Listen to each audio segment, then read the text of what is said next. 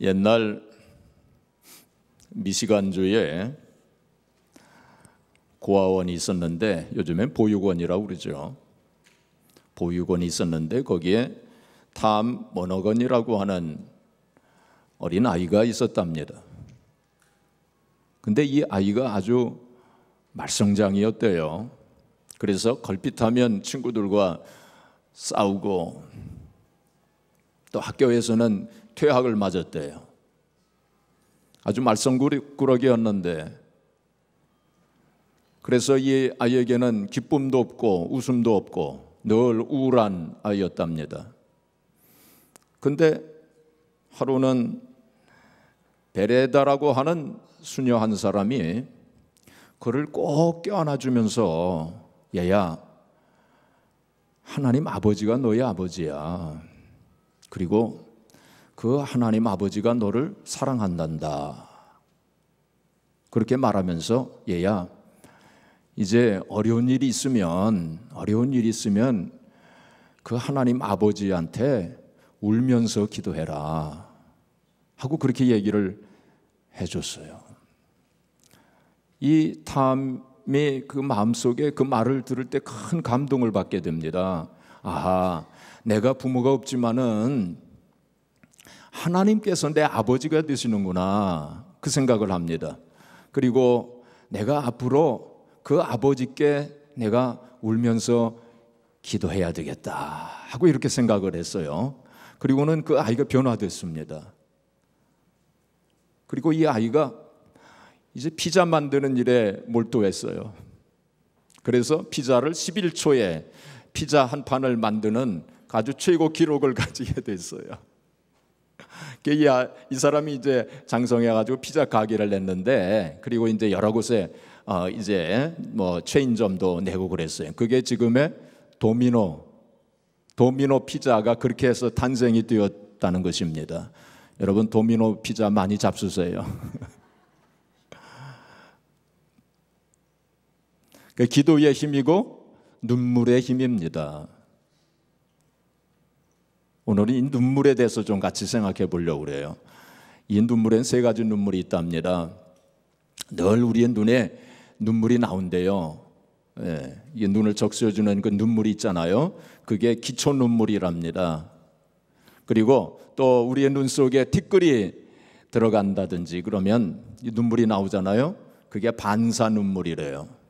이 기초 눈물이라든지 반사 눈물이 부족하게 되면 안구 건조증에 걸리게 된대요. 그래서 눈이 뻣뻣해지고 눈이 아프고, 그래서 이 기초 눈물하고 반사 눈물도 중요하죠. 그런데 더 중요한 게 있어요.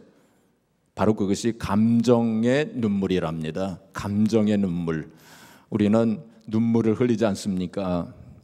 기쁠 때도 눈물을 흘리고, 슬플 때도 눈물을 흘리고, 감사할 때도 눈물을 흘리고, 이게 감정의 눈물이래요. 이 감정의 눈물이 그렇게 좋답니다.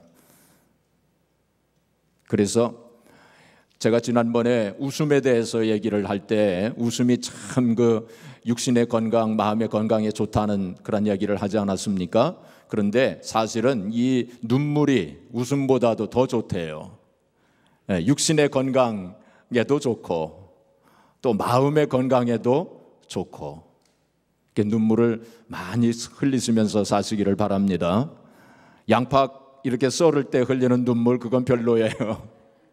그런 눈물이 아니라 정말 하나님 앞에 감사의 눈물, 회개의 눈물, 기쁨의, 은혜 받았을 때 기쁨의 눈물, 그 눈물이 그렇게 좋답니다. 이 눈물을 분석을 해보니까 거기에 이제 우리의 육신 속에 있는 이 독소가 빠져나오는 거래요.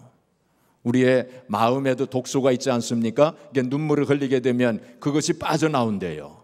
그만큼 그렇게 좋다는 것입니다. 그래서 보통 보면은 여자분들이 남자들보다 더 많이들 사시잖아요. 그런데 학자들 사이에서는 왜 여자들이 더 오래 사느냐? 잘 울기 때문에, 눈물을 잘 흘리기 때문에 그래서 오래 산다 하는 그런 학설도 있습니다. 많이 우시면서 많이 눈물 흘리시면서 그렇게 사세요.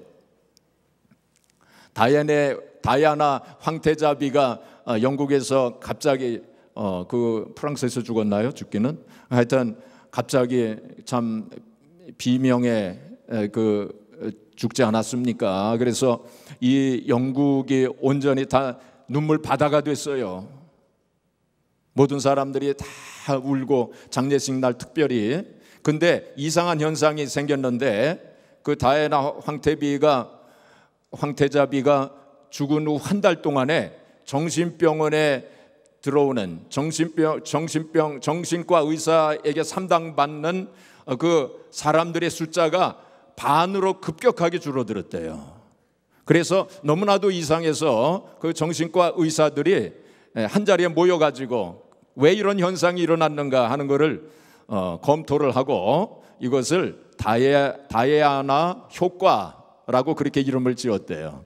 그러니까 사람들이 눈물을 많이 흘렸기 때문에 스트레스도 해소되고 또 정신적인 어떤 그러한 잘못된 불순물, 독, 마음의 독 그런 것이 다 빠져나간 거예요. 그래서 정신이 순화되고 깨끗하게 되어지고 건강하게 되어진 것입니다. 이 예수님께서도 많이 우시면서 사셨을 거예요. 물론 성경에는 예수님께서 우셨다고 하는 기록이 3번 나옵니다.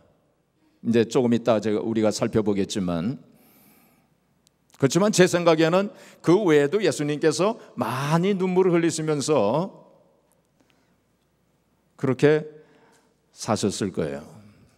눈물은 순수한 겁니다. 물론 가식적인 눈물도 있고 또 배우들은 또 연기하면서 눈물도 그냥 이렇게 흘리기도 하고 그러지만은 대부분의 눈물은 순수한 눈물입니다. 그렇죠? 순수한 기쁨, 순수한 슬픔에서 나오는 그 순수한 마음의 표현이라고 볼 수 있어요. 그리고 이 눈물은 바로 아주 강력한 감정의 표현이라고 볼 수 있습니다. 그렇기 때문에 예수님께서 언제 우셨는가 하는 것을 우리가 살펴보게 되면 예수님의 마음이 어디에 계셨는가 하는 걸 알 수 있어요. 예수님께서 어디에 사랑을 쏟으셨는가, 예수님의 관심이 어디에 있으셨는가 하는 것을 우리가 알 수 있게 됩니다. 또한 그것은 예수님의 눈물을 살펴볼 때에 우리의 관심이 어디에 있어야 하는가, 우리의 마음이 어디에 있어야 하고 우리가 어디에 사랑을 쏟아야 하는가 하는 것을 우리가 알 수 있게 됩니다. 그런데 예수님께서는 그 당시 사람들이 눈물이 없음을 한탄하셨죠. 자, 우리 마태복음 11장 17절 우리 같이 읽겠습니다. 이르되 우리가 너희를 향하여 피리를 불어도 너희가 춤추지 않고 우리가 슬피 울어도 너희가 가슴을 치지 아니하였다 함과 같도다. 그러니까 사람들이 그 당시 눈물이 없었다는 거예요. 울지 않는다는 거예요. 그래서 주님께서 탄식을 하셨어요. 근데 지금 우리가 살고 있는 이 시대도 눈물이 없는 시대입니다. 사람들에게 눈물이 메말랐어요. 눈물이 없는 세대 속에서 우리가 살고 있지 않는가 생각을 합니다. 스펄전 목사님은 뽀송뽀송한 눈으로는 천국에 못 들어간다, 뭐 그런 말씀도 하셨어요. 예, 눈물 없이는 천국에 못 들어간다 그랬어요. 특별히 우리 남자들은 어릴 적부터 남자가 울면 안 돼 하는 말을 듣고 자랐어요. 그때 울면 안 되는 것처럼 그렇게 살았습니다. 근데 우리는 얼마든지 울 수 있어야 돼요. 우리가 하나님 백성들, 특별히 크리스천들은 눈물이 많은 백성들입니다. 그래야 됩니다. 그렇죠? 자, 성경에 보면 하나님께서 눈물을 기뻐하셨어요. 그래서 히스기야 왕이 하나님 앞에 눈물을 흘리면서 기도하였을 때 하나님께서 말씀하시기를 내가 네 눈물을 보았노라. 하나님께서는 눈물을 보시고 기뻐하시는 분이십니다. 우리가 우리의 죄를 슬퍼하며 하나님 앞에 회개의 눈물을 흘릴 때 그걸 귀하게 보셔요. 또 우리가 감사의 눈물을 흘릴 때 하나님께서 그것을 기뻐하십니다. 또 우리가 은혜 받고 기쁨의 눈물을 흘릴 때 그것을 기쁘게 보셔요. 고아들은 잘 울지 않는답니다. 왜 그러냐면은 고아들은 울어도 관심을 가져주는 사람이 없으니까 잘 안 운대요. 그래서 이 세상에 영적인 고아로 사시는 분들이 있지 않습니까? 하나님을 아버지로 알지 못하고 사시는 그런 분들은 잘 안 울어요. 그렇죠? 잘 안 울어요. 그러나 우리는 하나님을 아버지로 모시고 살지 않습니까? 그래서 크리스찬들은 잘 울어요. 많은 사람들이 예수님을 만나기 전에는 전혀 울지 않았었는데 예수님을 만난 후에 내가 눈물이 많아졌다고 그렇게 고백하는 사람들이 있어요. 왜냐하면 우리는 하나님을 아버지로 모시고 살고 있기 때문에, 또 우리의 눈물을 귀하게 보시는 하나님 아버지가 계시기 때문에, 그래서 우리 크리스찬으로서는 크리스찬은 주님께 눈물을 흘리면서 하나님 앞에 눈물을 흘릴 수 있는 그런 특권을 가진 그런 사람들입니다. 근데 사람들이 왜 눈물이 말랐을까요? 왜 눈물을 잘 흘리지 않을까요? 크리스찬들까지도 왜 눈물을 흘리지 않을까요? 그것은 사랑이 없기 때문입니다. 그 마음속에 사랑이 없기 때문에요. 우리의 마음속에 사랑의 뜨거운 감정이 생길 때 그때 눈물이 나오게 되는 것입니다. 대지가 이게 지금 우리가 얼마나 더운 날씨 속에 살고 있습니까? 날씨가 더울 때 대지가 뜨거워지면 그것이 소나기가 돼서 내려오잖아요. 마찬가지로 우리의 심령 속에 사랑의 그 뜨거운 불길이 붙여졌을 때에 그게 눈물의 소나기가 쏟아지는 법입니다. 근데 우리의 심령 속에 이 진정한 사랑이 없기 때문에, 아까 우리 찬양대가 사랑이 없으면 다 아무것도 아니다, 다 소용없는 것이다, 사랑은 영원한 것이다. 그래요, 맞습니다. 진정한 사랑이 최고예요. 사랑은 모든 율법이 완성이라고 그랬어요, 주님께서. 근데 현대의 사람들은 자기만을 생각합니다. 자기만을 생각해요. 자기만을 사랑합니다. 자기의 출세, 자기의 성공, 자기의 이익, 자기 명예, 자기의 권세, 다른 사람들은 잘 생각하지 않아요. 그래서 디모데후서 3장 1절에 보시면은 1절 2절에 보시면은 뭐라고 말씀했냐면 말세에 고통하는 때가 이르리라. 말세에 고통하는 때가 이르리라. 여러 가지가 쭉 이제 말세에 나타날 현상에 대해서 말씀하고 있는데 그 중에 제일 먼저 나오는 게 뭘까요? 자기를 사랑하고 그랬어요. 말세에는 사람들이 자기만 사랑한다는 거예요. 다른 사람을 생각하지 않는다는 거예요. 다른 사람을 진정으로 사랑하지 않는다는 거예요. 그래서 눈물이 없는 거예요. 물론 사람들이 눈물을 흘릴 때 보면은 자기 연민의 눈물, 자기 슬픔의 눈물 고작 흘린다고 하는 것이 바로 그런 정도의 눈물이에요. 세상적인 눈물, 세상에서 성공하지 못하고 세상에서 돈 벌지 못하고 그래서 흘리는 눈물, 그 정도의 눈물입니다. 그러나 주님은 다른 사람들을 생각하시면서 흘리신 눈물이었어요. 첫 번째로 주님은 다른 사람들을 불쌍히 여기시면서 눈물을 흘리셨어요. 요한복음 11장에 보시면은 거기에 이제 나사로가 죽는 이야기가 나오지 않습니까? 나사로가 죽었을 때 예수님께서 베다니 동네로 가시죠. 거기 이제 나사로의 여동생들 마르다와 마리아가 그 오라버니가 죽어서 그냥 슬퍼하며 울고 있을 때 그 주님께서 그들을 보시고 주님께서도 눈물을 흘리셨다 그랬어요. 그들이 슬퍼하는 모습을 보시고 불쌍히 여기셔서 주님께서 눈물을 흘리신 거죠. 이 세상에는 참 슬픈 일들이 참으로 많습니다. 우리 주변에 슬퍼하는 이들이 얼마나 많습니까?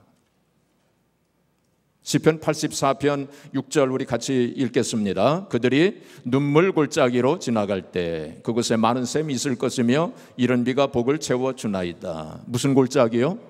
눈물 골짜기라고 했습니다. 우리가 사는 이 세상이 바로 눈물 골짜기를 지금 지나가고 있는 거예요. 우리 모두가 너나 할 것 없이 다 눈물 골짜기를 지나가고 있습니다. 눈물 없이는 못 사는 세상에서 우리는 살고 있어요. 참으로 슬픈 세상 속에서 우리는 살고 있는 것입니다. 시편 42편 3절에 보시면 뭐라고 말씀했냐면 그 시편 기자가 내 눈물이 음식이 되었나이다. 그랬어요. 내 눈물이 음식이 되었다고 그렇게 고백했어요. 그 시편 기자는 얼마나 슬픈 일들이 많았는지 그 눈물을 흘리면서 눈물을 먹으면서 그렇게 음식처럼 그렇게 먹으면서 그렇게 살고 있노라고 그렇게 고백했습니다. 지금으로부터 꼭 10년 전에 이 세상을 떠난 사람이 있죠. 랜디 파우시라고 하는 사람입니다. 랜디 파우시. 이 사람에 대해서 아마 기억나시는 분들이 좀 있으실 거예요. 랜디 파우시. 이 사람은 그때 참 유명한 사람이 되었죠. 하루아침에 유명한 사람이 된 사람입니다. 이 사람 47세에 죽었어요. 참 일찍 죽었죠. 이 사람은 카네기 멜론 대학교 컴퓨터 공학 교수였습니다. 그런데 2006년에 췌장암에 걸렸다고 하는 진단을 받게 됩니다. 그리고 한 1년쯤 지난 후에 이제 3개월 내지 6개월밖에 살지 못한다 하고 하는 그 사형 선고를 받게 됩니다. 그래서 그는 대학교에서 그 가르치는 대학교에서 last lecture 마지막 강의를 합니다. last lecture 마지막 강의를 해요. 많은 학생들과 많은 또 뭐 이제 동료들, 교수들, 또 많은 사람들, 언론인들 다 많이 모여가지고 last lecture 그렇게 합니다.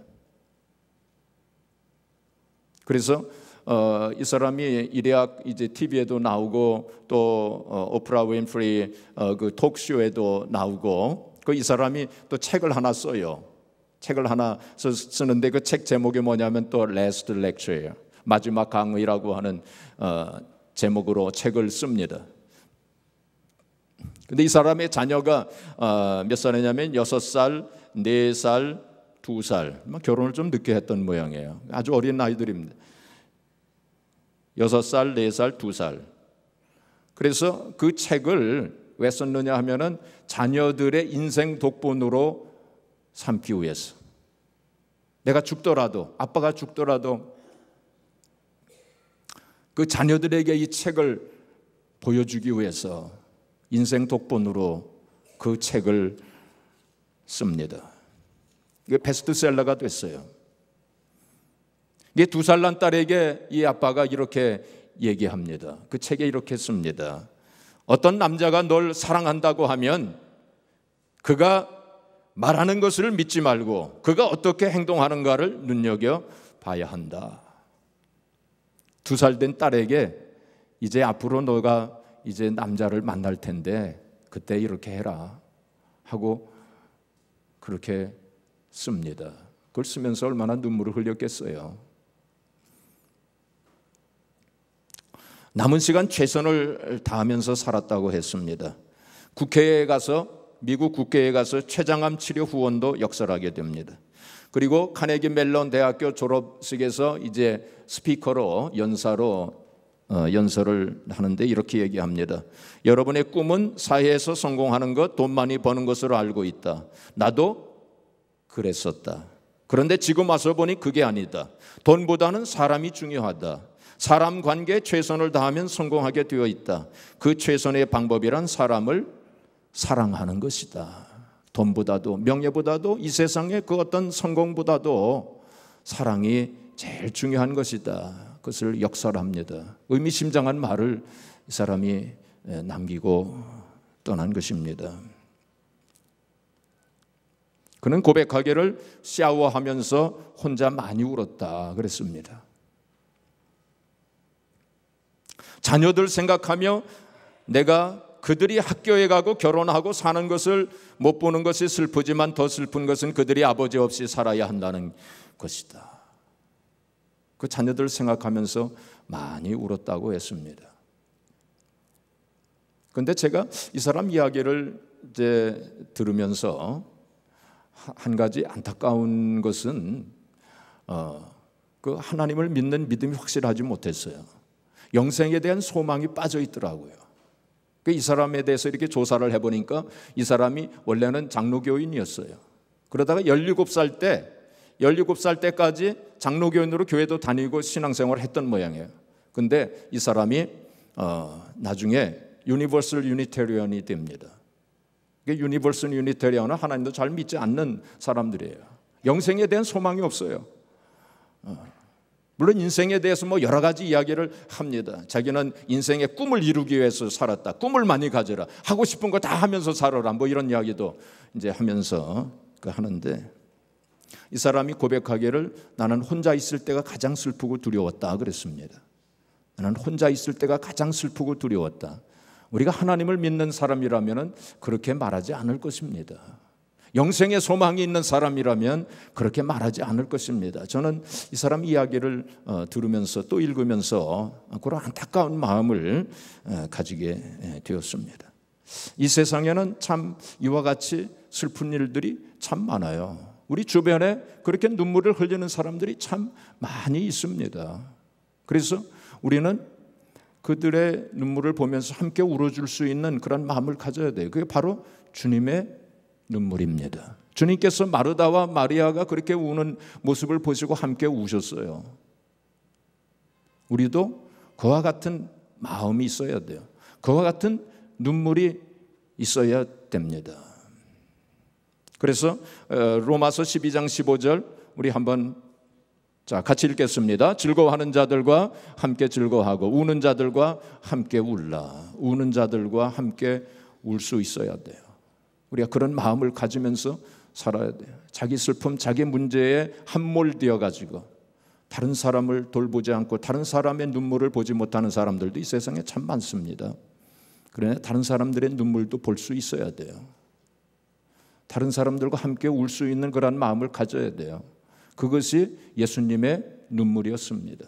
둘째로 예수님은 조국을 사랑하는 눈물을 흘리셨습니다. 누가복음 19장 오늘 본문 말씀 우리 41절 42절을 같이 읽겠습니다. 가까이 오사 성을 보시고 우시며 이르시되 너도 오늘 평화에 관한 일을 알았더라면 좋을 뻔하였거니와 지금 네 눈에 숨겨졌도다 말씀했어요. 주님은 예루살렘을 바라보시면서 눈물을 흘리셨습니다. 이제 예루살렘이 앞으로 당할 그러한 환난을 내다보시면서 눈물을 흘리신 것입니다. 예루살렘은 이제 이스라엘의 수도였죠. 그래서 이스라엘 전체를 생각하시면서 예수님도 사실 생각하면 유대인 아닙니까? 예수님에게도 조국이 있으셨던 거예요. 조국을 생각하시면서 눈물을 흘리셨던 겁니다. 예수님께서 이렇게 예언하신 대로 나중에 이제 예수님께서 부활승천하신 후에 35년쯤 되었을 때 AD 70년에 로마의 디도 장군 타이터스 디도 장군이 쳐들어왔어요. 그리고는 예루살렘 성에 토성을 쌓습니다. 토성을 쌓아가지고 완전히 포위를 해버려요. 그래가지고 예루살렘에 살고 있었던 수많은 사람들이 다 굶어 죽었어요. 그거 다 죽었어요.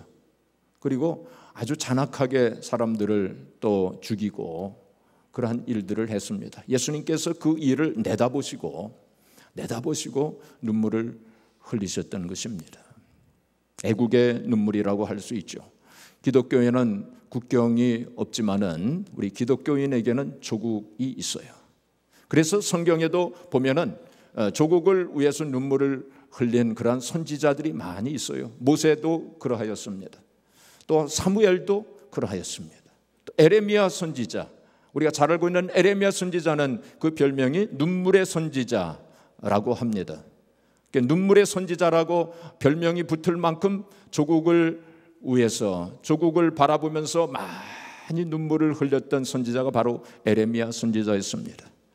바로 또한 바울 사도도 이제 자기 조국을 생각하면서 많이 눈물을 흘린 그러한 사람이었습니다. 우리도 사실 우리 조국을 생각하면 눈물이 나올 수밖에 없어요. 사실 우리 조국 생각하면 참 그렇습니다. 마음이 그렇게 되지 않습니까? 특별히 우리가 이게 외국 땅에 나와서 미국에 와서 살면서 우리 조국을 생각하면 더 눈물이 나와요. 우리 조국은 참 수천 년 동안 참 그 여러 민족의 특별히 강대국에 쌓여가지고 얼마나 참 많은 고난과 환난을 당한 민족입니까? 늘 전쟁과 난리통 속에서 살아온 민족이 우리 민족이에요. 그리고 또한 강대국에 의해서 남북으로 갈려져 가지고 지금 사실을 생각해 보면 지구상에서 분단국은 우리나라밖에 없어요. 남북으로 갈려져 가지고 그냥 서로 그냥 싸우고 전쟁도 하고 그러지 않았습니까? 이게 북한에는 지금 참 경제적으로 얼마나 어렵습니까? 그래서 굶어 죽는 사람들도 있고, 그리고 또 정치적으로 탄압을 얼마나 또 합니까? 자유가 없는 그곳에서 또 정치범 수용소에 또 수용되어 있는 사람들도 많고, 그 사실 이 북한은 김일성, 김정일, 김정은 이렇게 해서 세계에 지금 유례가 없는 그런 독재 탄압 정치를 지금 공포 정치를 하고 있지 않습니까? 그래가지고 지금 사실 삼위일체 종교적으로 정말 사교입니다. 사교 하나의 종교가 되어 있어요. 그래서 학자들은 삼위일체라고 얘기합니다.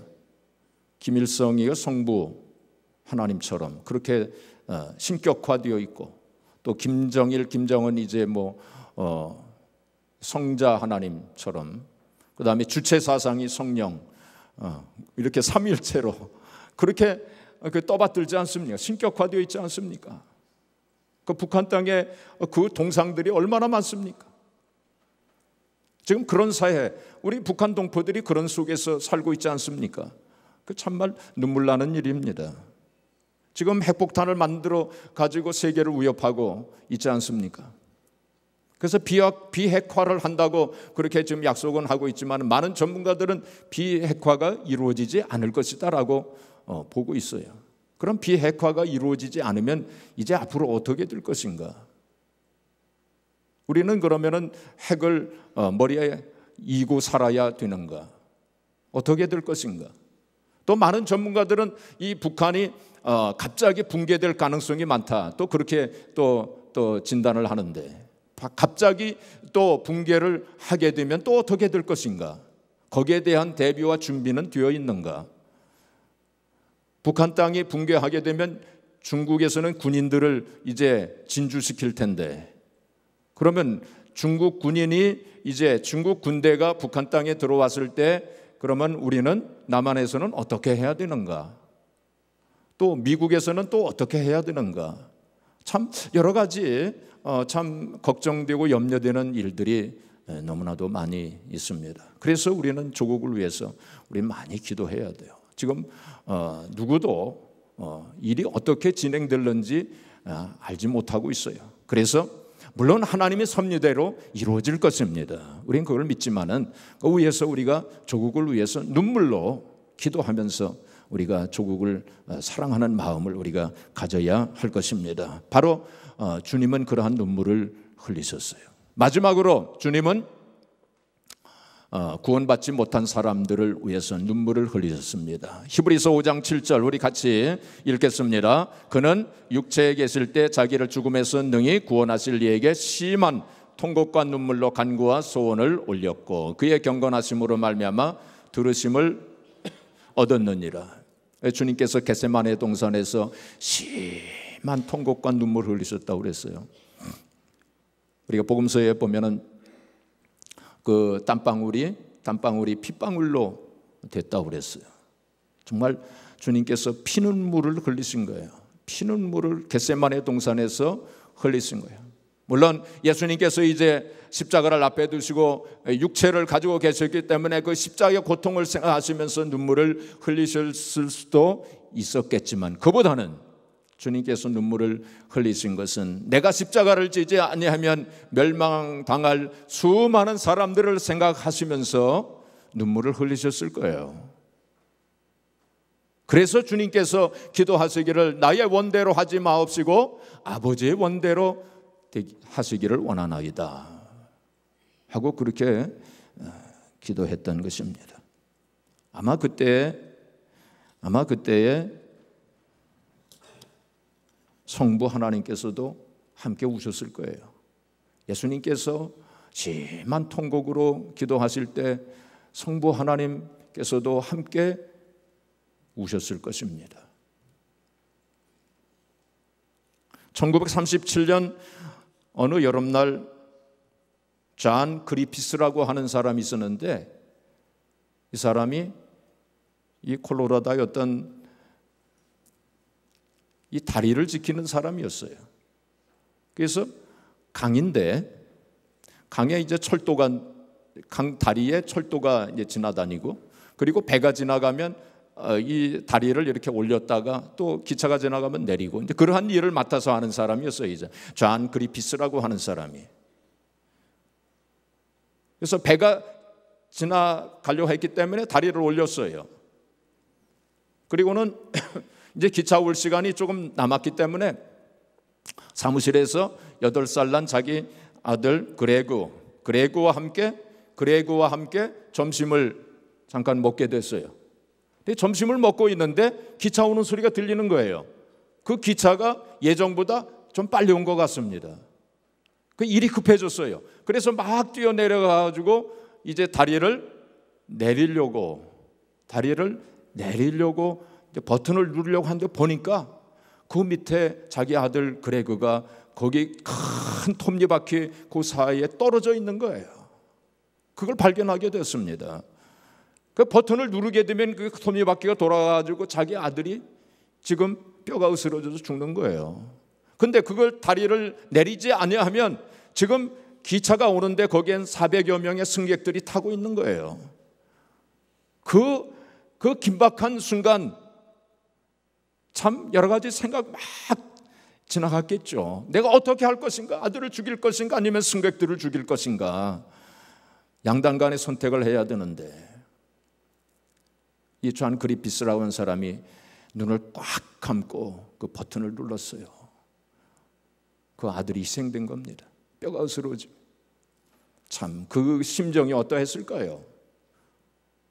근데 그 기차 안에 타고 있었던 400여 명의 승객들은 아무 일도 모른 채, 그렇죠? 무슨 일이 일어났는지 아무것도 모르고 아무 일도 없었다는 듯이 신문을 읽고, 혹은 커피를 마시며 희희낙낙거리고, 혹은 술을 마시며, 그러면서 기차는 지나갔다는 것입니다.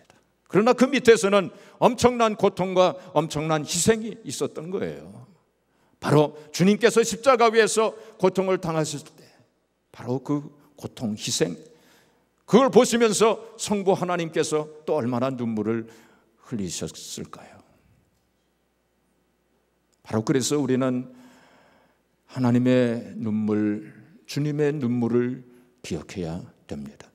그래서 우리에게도 이러한 주님의 눈물이 있어야 돼요. 아직 구원받지 못한 사람들을 향하여 우리가 기도하면서 눈물을 흘릴 수 있어야 돼요. 우리 가족 중에, 우리의 친구 중에, 혹은 우리의 이웃 중에, 혹은 우리가 알지 못하는 사람들이라 할지라도 수많은 사람들이 아직 구원받지 못하고 있는데, 그런 사람들을 위해서 우리가 눈물을 흘리면서 기도해야 되지 않겠습니까? 또한 우리는 이제 주님께서는 부활승천하셔서 하나님 보좌 우편에 앉아 계시는데, 거기에서도 주님은 눈물을 흘리실 거예요.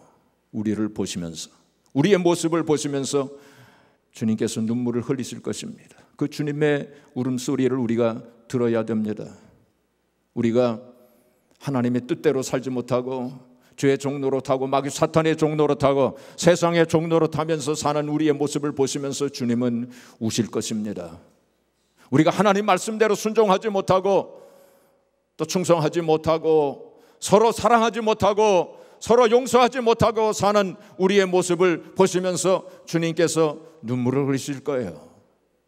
그 주님의 눈물의 그 울음소리를 우리가 들을 수 있어야 합니다. 하나 이야기만 하고 마치겠습니다.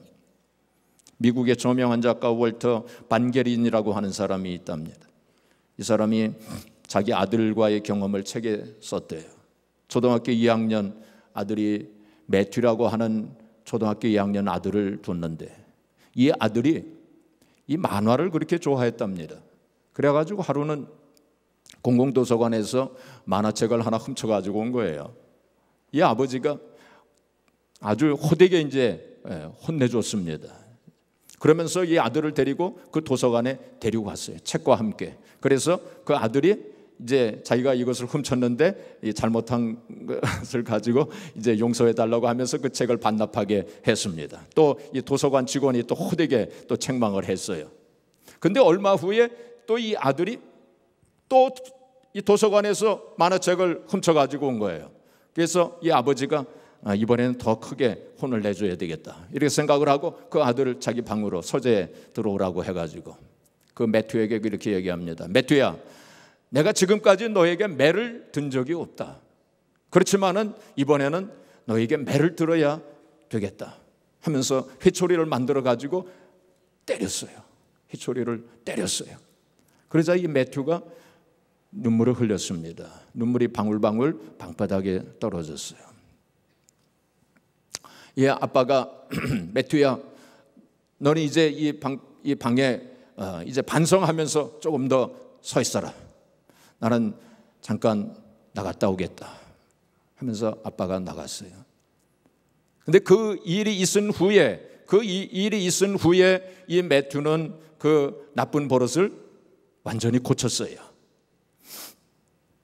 그래서 그의 매튜의 어머니가 그에게 물어봤어요. 매튜야, 그때 아빠가 휘초리로 때릴 때 무척 아팠지? 그러니까 매튜가 대답하기를 아니요, 별로 아프지 않았어요. 그러면 네가 왜 그 나쁜 버릇을 이제 다 고쳤니? 나는 네가 그 매가 너무 아파가지고 고친 줄 알았는데. 그러니까 이 매튜가 대답하기를 아니에요, 아빠가 때린 매는 별로 아프지 않았어요. 근데 아빠가 우시는 소리를 들었어요. 아빠가 방에서 나가시던데 우시는 소리를 들었어요. 이 매튜는 자기 아빠가 우는 소리를 들은 것입니다. 그리고는 나쁜 행동, 나쁜 일을 끊어야 되겠다, 그렇게 결심을 한 것 같아요. 사랑하는 성도 여러분, 주님께서 우시는 그 울음소리가 들려오십니까? 우리의 모습을 보시면서 우시는 주님의 음성을 주님의 울음소리를 우리가 들을 수 있어야 돼요. 이제 말씀을 정리하겠습니다. 사랑하는 성도 여러분, 주님의 그 눈물이 우리의 심령 속에 있습니까? 주님의 눈물이 나의 심령 속에 있습니까? 여러분, 물론 우리가 이 세상에서 신앙생활을 하면서 주님 앞에서 우리가 감사의 눈물도 흘려야 돼요. 또 회개의 눈물도 흘려야 돼요. 은혜 받은 기쁨의 눈물도 우리가 흘려야 됩니다. 근데 더 나아가서 우리는 주님이 흘린 그 눈물의 의미를 생각하면서 우리가 다른 사람들, 눈물 흘리는 사람들과 함께 눈물 흘릴 수 있는 그런 마음을 우리가 가져야 되고, 조국을 향해서 우리가 기도하면서 눈물 흘리는 그런 마음을 우리가 가져야 되고, 또 구원받지 못한 사람들 위해서 우리가 간절한 마음으로 눈물을 흘리면서 기도하는 그런 마음이 있어야 돼요. 이것이 바로 주님의 눈물입니다. 바로 이것이 우리의 주님의 마음이에요. 우리가 그렇게 할 때 주님께서 내가 네 눈물을 보았노라, 내가 네 눈물을 보았노라, 그렇게 말씀을 하실 거예요. 그러면서 우리의 마음을 우열해 주시고 우리의 눈물을 씻겨주시고 우리의 마음의 소원과 기도의 제목을 응답하시고, 오늘 본문 말씀에 보시면은 네가 평화에 관한 일을 알았더라면 좋을 뻔하였다, 그렇게 말씀하셨는데 우리에게 평화에 관한 일을 알게 해 주실 것입니다. 이러한 주님의 눈물이 저와 여러분들의 심령 속에 있기를 주님의 이름으로 축복합니다.